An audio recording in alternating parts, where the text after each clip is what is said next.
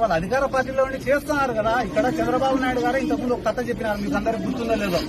ఏం రా కథ అంటే, ఒక గ్రామంలో ఒక కుక్కను చంపాలనుకున్నాడంట. కానీ ఆ కుక్కను చంపితే కానీ గ్రామస్తులందరూ వాడిని కొట్టి చంపుతారంట.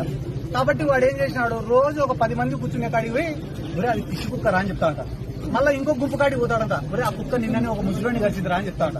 మళ్ళీ ఇంకో గుంపు కాడికి పోతాడు, ఒరే ఆ కుక్క నిన్నని చిన్న పిల్లోని కలిసిదిరా అని చెప్పి వన్ ఫైన్ డే ఆ కుక్కను చంపుతాడంట. చంపితే గ్రామస్తులందరూ అబ్బా పిచ్చి కుక్క చచ్చిపోయింది రా అన్నారట. అట్లా ఈరోజు రాష్ట్రంలో నువ్వు తప్పు చేయాల్సిన అవసరంలే.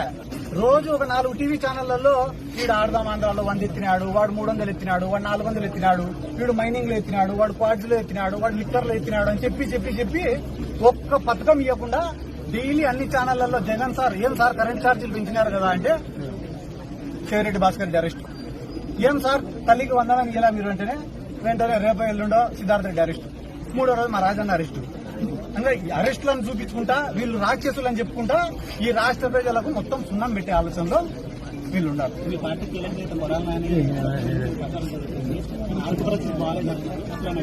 వైసీపీ నాయకులంతా కొలంబో వెళ్తారని ప్రచారం జరుగుతుంది. మీరంతా కొలంబో వెళ్తున్నారా?